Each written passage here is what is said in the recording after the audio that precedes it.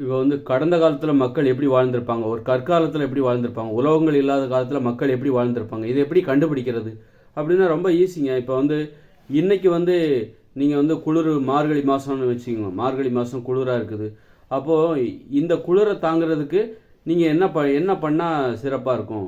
நல்ல உடல் உழைச்சின்னு வச்சுக்கோங்க, நல்ல உடல் உழைப்பு, விளையாட்டு, இப்படி உடம்புல ஒரு வலி இருக்குது, அப்படி வலி நிறைந்த ஒரு வாழ்க்கை வாழ்கிறவங்களுக்கு இந்த குளிர் ஒன்றும் பெருசாக தெரியாது. அப்போ அந்த வலி தான், இந்த உடம்புல இருக்கிற வலி இருக்குது பாருங்கள், உடல் உழைப்பினாலும் உடற்பயிற்சினாலும் உடம்புல ஏற்படுகிற வலி இருக்குது பாருங்கள், இந்த வலி தான் வந்து குளிரை தாங்குவதற்கு உதவும். ஏன்னா குளிரும் ஒரு வலி, குளிருங்கிறது அது ஒரு வலி. அப்போ உங்கள் உடம்புலேயே வலி இருக்கணும். நீங்கள் உழைக்கிறீங்க, ஓடி ஆடி விளையாடுறீங்க, ஆடுறீங்க, சாடுறீங்க, நீச்சல் அடித்து குளிக்கிறீங்க, அப்போது உடம்புல ஒரு உழைப்பு, ஒரு குடிஞ்சு வந்து வேலை பார்க்குறீங்க, தொழில், அப்போது உடம்புல ஒரே வலியாக இருக்கும்.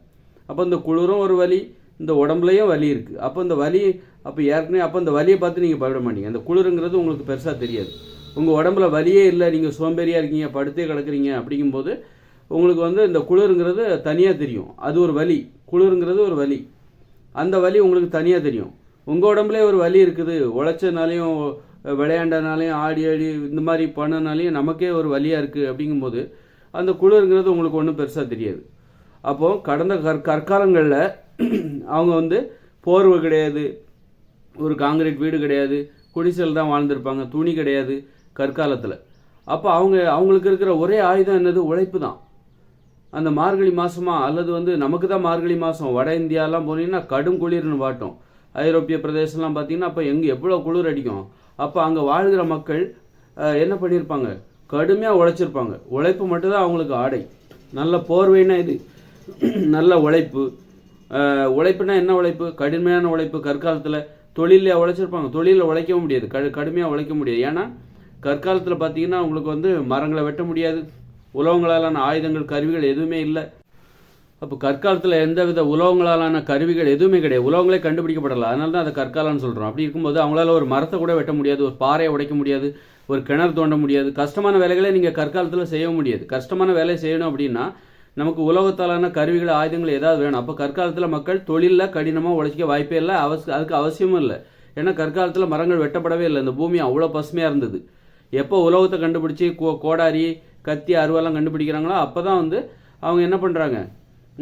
மரங்களெல்லாம் வெட்டுறாங்க, மரங்களை வெட்ட ஆரம்பிக்கிறாங்க. அதனால தான் இன்றைக்கி வந்து மரங்கள்லாம் குறைஞ்சி போய் இன்றைக்கி நம்ம பார்க்குற சமவெளிகள்லாம் வெட்டப்பட்ட மரங்கள். ஏற்கனவே காடுகளாக இருந்த பகுதியை தான் நம்ம சமவெளியாக மாற்றி நம்ம அதில் குடியிருந்து வருகிறோம். அப்போ அதனால் கற்காலத்தில் ஒரு தொழிலில் போய் கடினமாக உழைக்க வேண்டிய அவசியமும் இல்லை, அதுக்கு வாய்ப்பும் கிடையாது கற்காலத்தில், உலகங்கள் இல்லாத கற்காலங்களில். அப்போ நிறைய மரங்கள் இருந்திருக்கும், உணவுகள் உங்களுக்கு தாராளமாக கிடச்சிருக்கும். நீங்கள் கடினமாக உழைச்சி தொழில் பண்ணி தான் உணவை சேகரிக்கணும் அப்படிங்கிற அவசியம் கற்காலத்தில் கிடையாது. அப்போ கற்காலத்தில் அவங்க கடினமாக உழைக்கணும்னா வேறு என்ன? உணவுக்காக கடினமாக உழைக்கணுங்கிற அவசியம் இல்லை, உணவுக்காக சும்மா ஒரு 3 மணி நேரம் உழைச்சா போதும். அப்போ ஆனால் அவங்களுக்கு உடம்புல வெப்பம் தேவை. ஏன்னா அவங்களுக்கு போர்வை எதுவுமே கிடையாது. இப்போ ஒரு மார்கழி மாதம் வந்துருச்சு, ஒரு குளிர்காலம் வந்துருச்சு, அதை சமாளிக்கணும், மழை காலம் வந்துருச்சு. அப்போ உடம்பை வெப்பம் நல்லா கதகதப்பாக வச்சுருக்கணும், ஒரு குளிரை தாங்கணும். அவங்ககிட்ட ஆடைகள் எதுவுமே இல்லை. அப்போ இயற்கையிலேருந்து ஏதாவது ஆடைகளை எடுத்துப்பாங்க அல்லது குடிசைகளை கட்டிப்பாங்க. இருந்தாலும் பயங்கரமாக குளிருது அப்படிங்கும்போது அவங்க வாழ்க்கை முறை எப்படி இருக்குன்னா கடினமாக உழைப்பாங்க. கடினமாக உழைப்புனா என்னது? ஆடல், பாடல், விளையாட்டு, நீச்சல் அடித்து குளிக்கிறது, ஓடுறது, சாடுறது, ஒரு இடத்துல இருக்க மாட்டாங்க, எங்கேயாவது மரம் ஏறுறது, என்னவோ பண்ணிகிட்டு இருப்பாங்க. அதன் மூலம் அவங்களுக்கு என்ன கிடைக்குது? உடலுக்கு தேவையான வெப்பம் கிடைக்குது, குளிரை தாங்க முடியுது. அப்போ அவங்க சோம்பேறியாக இருக்க வாய்ப்பே கிடையாது. இப்படி தான் வந்து நம்ம இன்றைக்கி ஒரு உண்மையை கண்டுபிடிக்கிறோம். இன்றைக்கி என்ன? இப்போ மார்கழி மாதம் எனக்கு இப்போ நான் தான் இருக்கேன் அப்படின்னா மார்கழி மாதம் இது. அப்படி இருக்கும்போது என்னால் வந்து இந்த குளிரை தாங்க முடியல. அப்படிங்கும்போது அதே நேரத்தில் நான் வந்து உடல் உழைக்கும் போது, நல்ல உடற்பயிற்சியெல்லாம் செய்யும்போது என்னால் குளிரை தாங்க முடியுது. அப்போ ஒரு உண்மை எனக்கு தெரியுது. ஏன்னா உடம்புல ஒரு வலி வருது, ஒரே வலியாக இருக்குது. நான் ஏன்னா உடல் உழைக்கிறேன், உடற்பயிற்சி செய்கிறேன், அதனால் என் உடம்புல ஒரே வலியாக இருக்குது. அந்த டைமில் இந்த மார்கழி குளிர் என்ன ஒன்றும் பண்ண மாட்டேங்குது. மார்கழி குளிர் எனக்கு பெரிய வலியை தருவதாக இல்லை, அதை பார்த்து நான் பயப்படுறதில்லை. அதுவே நான் சோம்பேறியாக இருக்கிற டைமில் ரொம்ப நடுங்குறேன், குளிர்னாலே வெளியே வரதுக்கே நடுங்குறேன், லேட்டாக எழுந்திருக்கிறேன், வெயில் வந்தால் தான் வெளியே வரேன். அப்போ இதுலேருந்தே நமக்கு ஒரு உண்மை என்ன தெரியுது அப்படின்னா, உழைச்சா உடம்புல வலி வரும். அந்த வலி வந்து நமக்கு இந்த குளிரை தாங்குவதற்கு உதவுகிறது. ஏன்னா அந்த குளிரும் ஒரு வலி, குளிருங்கிறதும் ஒரு வலி, நம்ம உடம்புலேயும் வலி இருக்குது, உடல் உழைச்சனாலையும் உடற்பயிற்சி செய்கிறனாலையும். அப்போ இதிலேருந்து நம்ம ஒரு உண்மையை அப்போ கற்காலங்களில் மக்கள் போர்வே இல்லாத காலத்தில், துணி இல்லாத காலத்தில், அப்போ கற்காலங்களில் மக்கள் எப்படி வாழ்ந்திருப்பாங்க அப்படின்னா அவங்களுக்கு இருக்கிற ஒரே பாதுகாப்பு இந்த உழைப்பு தான். உழைப்பினால் உடல் உழைப்பு, அந்த உடல் உழைப்பினால உடம்புல இருக்கிற அந்த வலி, இதுதான் அவங்களுக்கு இருக்கிற ஒரே பாதுகாப்பு. அப்போ தான் இப்படி தான் நம்ம அப்போ கற்காலத்தில் மக்கள் நல்லா கடினமாக உழைச்சிருப்பாங்க, ஏன்னா குளிர்லேருந்து பாதுகாத்துக்கிறதுக்காக. இன்னொன்று பார்த்தீங்கன்னா அவங்க நோயோடு இருந்திருக்க வாய்ப்பே கிடையாது, நோயோடு இருக்கக்கூடாது. ஏன்னா நோயாளிகளால் ஒரு மழையை தாங்க முடியாது, ஒரு குளிரை தாங்க முடியாது, ஒரு பச்சை தண்ணி குடிக்க முடியாது. அப்போ கற்காலத்தில் மக்கள் எப்படி வாழ்ந்திருப்பாங்க? அவங்களுக்கு போர்வையும் கிடையாது, குளிரை தாங்கி ஆகணும், மார்கழி மாதம் குளிரை தாங்கி ஆகணும், நைட்டெல்லாம் நல்லா தூங்கணும், இருட்டாக இருக்கும். அப்போ என்ன பண்ணணும்? வேறு வழியே இல்லை, அவங்க உடம்பு ஆரோக்கியமாக வச்சுருக்கணும். அப்போ தான் அவங்களால அந்த குளிரை தாங்க. ஏன்னா அவங்களுக்கு இப்போ இங்கேயே இப்போ நம்ம இப்போ வாழ்கிற இந்த இயந்திர அறிவியல் உலகில் நம்மகிட்ட நோய்களோடு இருக்கும். இப்போ சக்கரை நோயாளி, எப்படி எவ்வளோ நோயாளிகள் இருக்காங்க, ஆஸ்மா பேஷண்ட்டு இருந்தாலும் இருக்கிறாங்கன்னா என்ன காரணம்? போத்திக்கிட்டா தூங்கிக்கலாம், நல்லா கதகதப்பு போத்திக்கிட்டு கம்பளி போர்வையில் நல்லா படுத்து தூங்கிக்கலாம், சூடாக டீ குடிச்சிக்கலாம், நினச்ச நேரத்துக்கு சூடாக சாப்பிடலாம், இப்படி மருந்து மாத்திரை இருக்குது, அதனால நம்ம நோயோடு இருக்கிறோம்.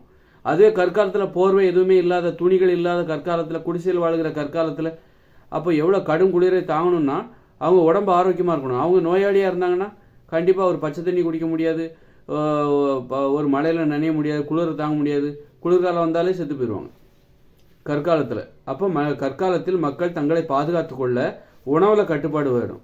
நோய்களை தருகிற உணவுகளை அவங்க சாப்பிடவே கூடாது. அப்போ தான் அவங்க ஆரோக்கியமாக இருக்க முடியும். உடற்பயிற்சி செய்யணும், உடல் உழைப்பில் ஈடுபட்டாகணும். அப்போ தான் உடம்புல வலி வரும், அப்போ தான் அந்த குளிர்காலத்தை தாங்க முடியும். அப்போ அவங்க எப்படி வாழ்ந்திருப்பாங்க? கண்டிப்பாக இந்த மாதிரி தான் வாழ்ந்திருப்பாங்க. அதுபோல் ஆண்களும் பெண்களும் சுதந்திரமாக வாழ வேண்டிய கட்டாயம் கற்காலத்தில் இருக்குது. எதனால் அப்படின்னா இப்போ கடினமாக உழைச்சாகணும். அப்போ கடினமான உழைப்பாளிகளாக தான் கற்காலத்தில் மனிதர்கள் இருந்திருப்பாங்க. அதே நேரத்தில் கடினமாக உழைப்பவர்கள் கண்டிப்பாக தன்னம்பிக்கை நிறைந்தவர்களாகவும் இருந்திருப்பாங்க. அப்படி இருக்கும்போது அவங்க பயப்படம் போகிறதில்ல, சுதந்திரமாக வாழ்ந்திருப்பாங்க. அப்படின்னா அங்கே பாலியல் உறவில் சுதந்திரம் இருந்திருக்கும். கற்காலத்தில் பாலியல் உறவுலேயும் காதல் எல்லாமே இருந்திருக்கும். ஏன்னா நல்ல இப்போ ஐரோப்பிய நாடுகளில் பாருங்கள், அவங்க கடினமாக உழைக்கிறாங்க. அப்படி இருக்கும்போது அவங்கள போய் நீ காதலிக்க கூடாதுன்னு சொன்னான்னா அவங்க ஏற்றுப்பாங்களா? ஏற்றுக்க மாட்டாங்க. இப்போ நம்ம தமிழ்நாட்டிலன்னா நம்ம ஒரு சோம்பேறித்தனமான மக்கள், இங்கே இருக்கிற வெப்பமண்டல பகுதியில் நம்ம ஒரு சோம்பேறித்தனமாக தான் வாழ முடியும். அதனால நீ காதலிக்க கூடாதுன்னா சரி நான் ஏற்றுக்கிறேன் அப்படின்றோம், பயப்படுவாங்க. அதுபோல் ஒரு அரேபிய பகுதியில் பார்த்தீங்கன்னா அங்கே கடினமாகவே உழைக்க முடியாது. வெயில் பகலில் பயங்கர வெயில் அடிக்கும், பயங்கரமாக பல மடங்கு வெயில் அடிக்கும். மே மாதத்தை விட பல மடங்கு வெயில் அங்கே அடிக்கும். வெளியில் தலை காட்ட முடியாது, இரவானா கடும் குளிர். அப்போ அங்கே மக்கள் உழைக்கவே முடியாது, சோம்பேறியாக இருப்பாங்க. அதனால் பெண்களுக்கெல்லாம் கட்டுப்பாடுகளை விதிப்பாங்க. நீங்கள் ஆண்களை பார்க்கக்கூடாது, பெண்களை பார்க்கக்கூடாது, பார்த்தா அவங்கள கொட்டி அப்படின்னா ஏற்றுப்பாங்க. ஆனால் கடினமாக உழைக்கிற மக்கள் தன்னம்பிக்கை நிறைந்தவர்களாக இருப்பார்கள், சுதந்திரமாக வாழ தெரிந்தவர்களாக மற்றவங்களுக்கு அடிமையாக இருக்க மாட்டாங்க. அப்போ கற்காலத்தில் மக்கள் கடினமாக தான் உழைச்சிருக்கணும், வேறு வழியே இல்லை. குளிரை தாங்கணும், அவங்கள தட்பவெட்ப நிலை தாங்கணும், கடினமாக தான் உழைச்சிருக்கணும். அப்படி இருக்கும்போது அவங்க தன்னம்பிக்கை நிறைந்தவர்களாக இருப்பாங்க. அதனால் அவங்க அடிமைத்தனம்ங்கிறது அங்கே இருந்திருக்காது. அப்புறம் அது கடின உழைப்பு பார்த்தீங்கன்னா அவங்களுடைய கடின உழைப்பு தொழிலில் கடினமாக உழைக்க வேண்டிய அவசியம் கற்காலத்தில் இல்லை. ஏன்னா உங்களுக்கு அங்கே உலகத்தாலான ஆயுதங்கள் கருவிகள் எதுவுமே இல்லை. கருவிகள் எதுவுமே இல்லாதப்போ உங்களுக்கு தொழிலில் கடினமாக உழைக்க முடியாது, தொழிலில் கடினமாக உழைக்க வேண்டிய அவசியமும் இல்லை. ஏன்னா அது பசுமையான காலம், அது கற்காலம் என்பது மரங்கள் வெட்டப்படாத காலம். அப்போ உணவுகள் தாராளமாக கிடச்சிருக்கும். அதனால் உணவு தேடுறது தான் அவங்களுடைய பிரதான தொழில், வேறு எந்த தொழிலுமே அங்கே கிடையாது. அப்போ உணவுக்காக அவங்க தினமும் ஒரு 3 மணி நேரம் உழைச்சா போதும். ஆனால் கடினமாக உழைக்க வேண்டிய அவசியம் இருக்குது. அப்போ என்ன பண்ணியிருப்பாங்க? விளையாண்டுருப்பாங்க, ஆடி இருப்பாங்க, ஓடி இருப்பாங்க, உட்காந்துருப்பாங்க, எந்திருப்பாங்க. ஒரு சுவாரஸ்யமான ஒரு வாழ்க்கை, உடல் உழைப்பை அடிப்படையாக கொண்ட ஒரு மகிழ்ச்சியான வாழ்க்கை, காதல், காமம், குடும்பம் இப்படின்னு சொல்லிட்டு அப்படி ஒரு வாழ்க்கை வாழ்ந்திருப்பாங்க. அப்போ அவங்க உறவுகள்லேயும் சுதந்திரம் இருந்திருக்கு. அங்கே அடிமைத்தனம்ங்கிறது அங்கே இல்லை. அப்போ இப்படி தான் நம்ம கற்காலத்தில் இன்றைக்கி நமக்கு கிடைக்கிற ஒரு உண்மையை வச்சு அப்போ கடந்த காலத்தில் மக்கள் எப்படி வாழ்ந்திருப்பாங்க அப்படிங்கிறத நம்மளால் யூகிக்க முடியுது. இப்படி தான் கடந்த காலத்தில் நம்ம எப்படி அவங்க வாழ்ந்திருப்பாங்கிறத நிகழ்காலத்தில் எப்படி யூகிக்கிறது பாருங்கள். ஆதாரப்பூர்வமாக இருக்குதுல்ல. இதுக்கான புத்தகங்களெல்லாம் புரட்டிட்டு வரலாறுலாம் போய் படிச்சுட்டு இருக்கணுங்கிற அவசியம் இல்லை. அது தேவை. இது உணர்வுபூர்வமான இதுதான் வரலாறு. நீ பண்டைய காலத்தில் சோழர்கள் எப்படி வாழ்ந்தாங்க, முகலாயர்கள் எப்போ வந்தாங்க, அவங்க அந்த புறத்தில் எத்தனை பேரை வச்சுருந்தாங்க, இது வரலாறு கிடையாது. இது தேவையில்லாத வரலாறு. இதுதான் சரியா. இப்போ நான் சொல்கிறேன் பாருங்க, சரியான வரலாறு. இதை கண்டுபிடிக்கிறதுக்கு நான் புத்தகத்தை புரட்டிட்டு இருக்க முடியாது. அதெல்லாம் நேரத்தை வீணடிக்கிற வேலை. சரியாக சொல்லிட்ட முடியுங்களா? ஆதி காலத்துக்கே போயிட்டோம். கற்காலத்தில் மக்கள் எப்படி வாழ்ந்தாங்க அப்படிங்கிறத ஈஸியாக கண்டுபிடிச்சிட்டு பாருங்க.